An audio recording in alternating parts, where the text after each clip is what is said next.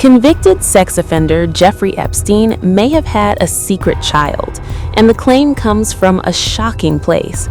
According to newly released Department of Justice files, an email allegedly sent by Sarah Ferguson, the ex-wife of Prince Andrew, appears to congratulate Epstein on the birth of a baby boy.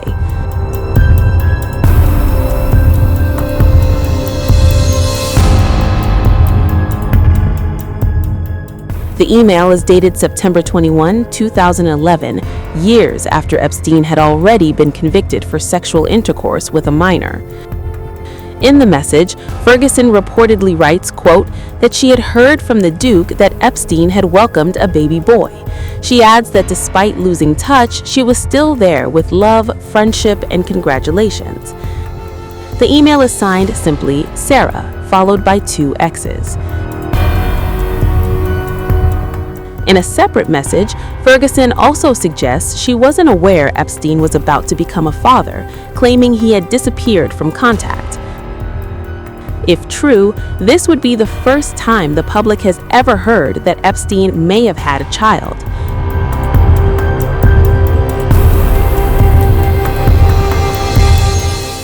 To this day, Jeffrey Epstein never publicly acknowledged having any children. There has never been proof that he fathered a son or any offspring at all. Yet, since his death, more than 100 people have reportedly claimed to be his children, many attempting to access his estate. According to reporting by the New York Post, Epstein's last known girlfriend was Karina Shuliak, and he allegedly planned to leave her his private island, his Upper East Side townhouse, and $50 million. Epstein signed his will on August 8, 2019, just 2 days before he was found dead in his Manhattan jail cell. Ferguson has not commented on the emails, and there is still no proof that Epstein ever had a child. But with millions of new DOJ documents now public, the questions are growing louder, and the silence around Epstein's hidden life is becoming harder to ignore. The newly released DOJ files also show that Sarah Ferguson's name appears multiple times, including documents suggesting Epstein ordered targeted data collection on her. An August 2009 email shows a private investigator telling Epstein that, quote, Fergie data collection remains slow. Epstein replies with just 3 words, quote, keep on it.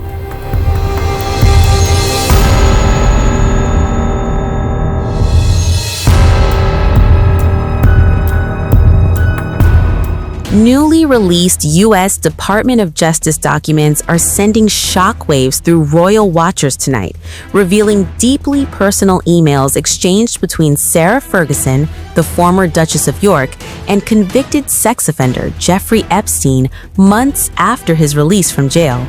According to the DOJ file cache made public Friday, Ferguson referred to Epstein as a legend and even wrote the line that is now dominating headlines, "Just marry me." The message, dated January 2010, came roughly 6 months after Epstein completed a jail sentence for soliciting sex from minors, as confirmed in the federal document release. The emails don't stop there. The newly unsealed records show Ferguson repeatedly thanking Epstein for his generosity and emotional support, calling him a spectacular and special friend. In another exchange from 2009, contained within the DOJ archive, she tells him, quote, I can organize anything, after he inquired about arranging what appears to be a VIP London experience. The documents reference possible access to Buckingham Palace apartments, although the files themselves do not confirm whether any visit actually occurred, according to the material published in the government release. The cache also paints a picture of continued communication, even as Epstein's legal and reputational crisis escalated globally. Emails cited in the DOJ release show Epstein attempting to coordinate a public relations defense, including drafts of statements he hoped Ferguson would issue denying he was a pedophile. In correspondence with publicist Mike Citrick, included in the same document batch, Epstein discusses applying pressure to secure a public retraction.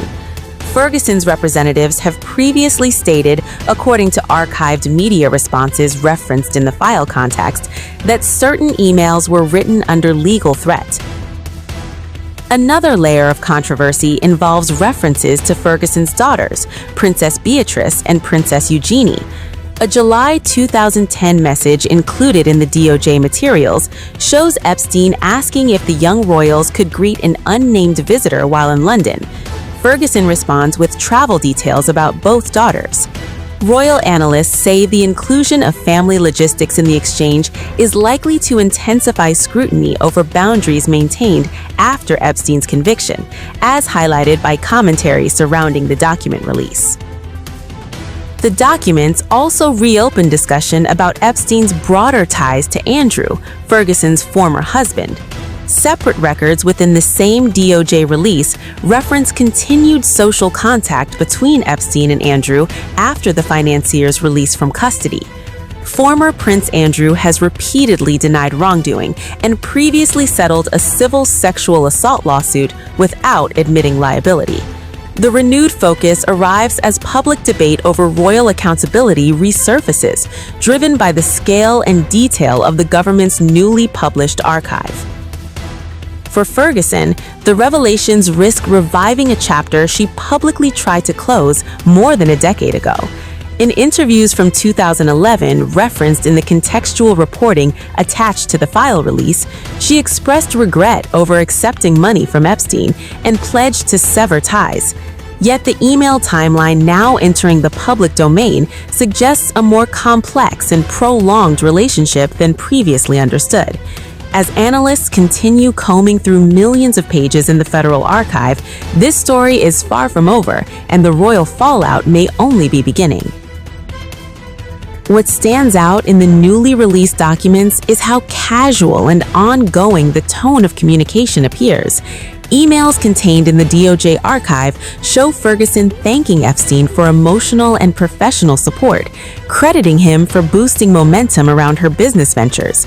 According to the government files, she describes a surge of opportunity following meetings connected to him, suggesting his influence extended into her media and retail ambitions. Reviewers analyzing the timeline stress that all of these exchanges took place after Epstein's conviction was already public knowledge. The DOJ documents underline that the relationship continued during a period when global scrutiny around Epstein was intensifying. Commentators say that contrast between public distancing and private communication is likely to shape public reaction as the document release continues to be dissected. As investigators and journalists work through millions of pages in the Federal Archive, the Ferguson emails are emerging as one of the most talked about sections of the release. While the documents raise ethical and reputational questions, they also highlight how Epstein maintained contact with high-profile figures long after his criminal case. Analysts say the unfolding review of these files means this chapter of the scandal is still developing, and further revelations could follow.